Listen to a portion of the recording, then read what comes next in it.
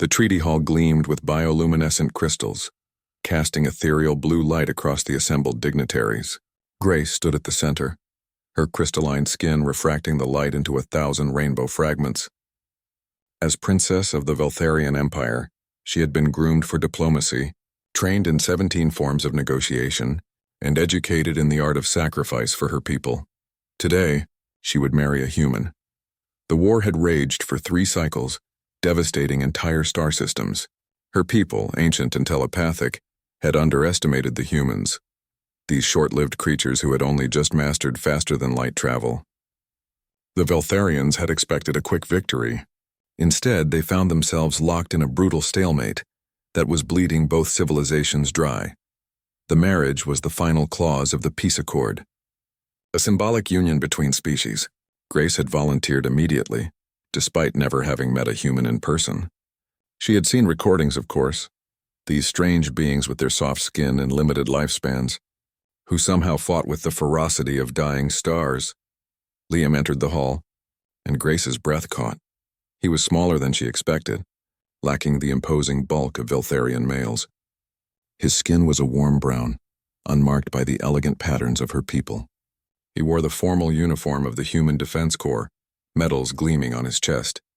But it was his eyes that struck her, dark and deep, holding something she couldn't quite read with her telepathic senses. Humans were curiously opaque to mental probing, their thoughts locked behind barriers her people couldn't penetrate. "Princess Grace," he said, his voice rough compared to the melodious tones of her species. He bowed, the gesture somehow both formal and genuine. "I'm Liam, I guess we're getting married." The ceremony was brief, a fusion of both cultures' traditions. Grace spoke the binding words in her native tongue, her voice resonating on frequencies humans couldn't hear. Liam responded in Standard Galactic, his pronunciation careful. When their hands touched, Grace felt warmth. Humans radiated heat like miniature suns, she realized. It was oddly comforting. The first weeks were awkward. They lived aboard a neutral diplomatic station, a symbol of the new peace. Grace tried to understand her husband, this human who read ancient books made of paper and exercised obsessively in the station's gym. Liam was patient with her questions, explaining human customs and laughing, that strange barking sound at her confusion. "We're persistence hunters," he explained one day, as he ran on a machine going nowhere. "Back on Earth, we'd chase prey for days until it collapsed from exhaustion. We don't give up easily." Grace was beginning to understand that.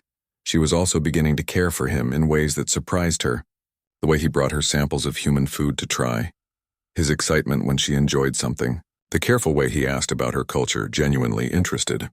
The nights he woke from nightmares, trembling, and she would hold him until the demons of war retreated. They had been married for 2 months when the Krell arrived. The Krell Dominion had been watching, waiting. They saw 2 weakened empires and struck like scavengers. Their war fleet emerged from slipspace at the border of Veltharian territory.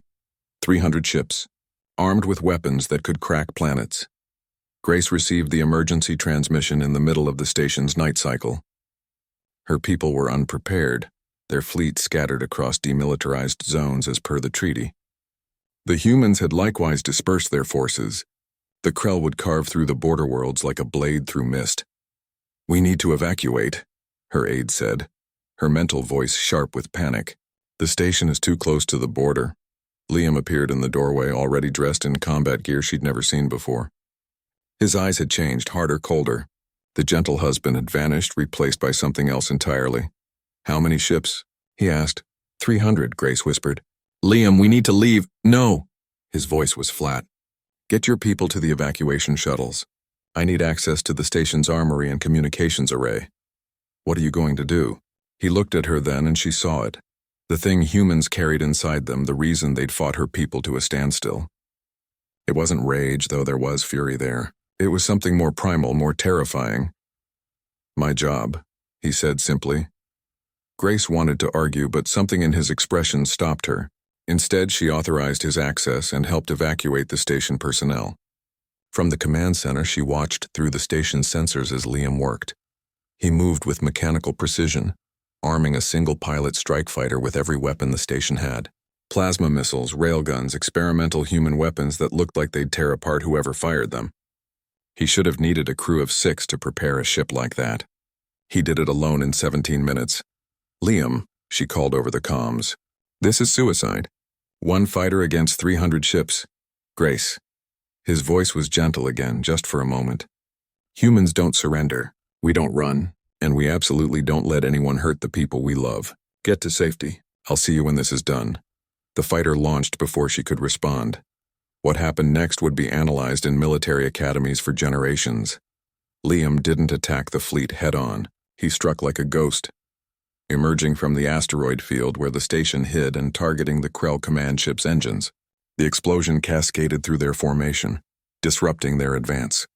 Then he vanished back into the rocks. For 16 hours, he waged a one-man war. He used the asteroids as cover and weapons, nudging them into collision courses with Krell vessels. He exploited every weakness in their formation, every second of their confusion. When they adapted, he changed tactics. When they tried to hunt him, he became the hunter. Grace watched, unable to look away. She saw him take damage, his fighter shields failing, hull breaches that should have killed him. But he kept fighting, kept moving, kept destroying ships with surgical precision and savage determination. The human reinforcements arrived after 12 hours. The Veltharian fleet came 6 hours after that. But by then, Liam had destroyed 73 Krell ships by himself and scattered the rest into disarray. When they finally pulled him from his fighter, he was barely conscious, covered in burns and blood. Grace ran to him as the medics worked, her hands shaking. Told you, he mumbled, managing a smile through the pain. See you when it's done. You're insane, she whispered, her voice breaking. Completely insane. Yeah, his eyes were already closing. But I'm your insane human husband. Made a vow, remember? To protect and cherish. I take vows seriously. As the medics carried him away, Grace understood something fundamental about humans. They were young, yes, primitive in some ways, but they possessed something her ancient, refined people had lost millennia ago, an absolute refusal to accept defeat, a burning core of determination that could shatter armies. She had married him for peace.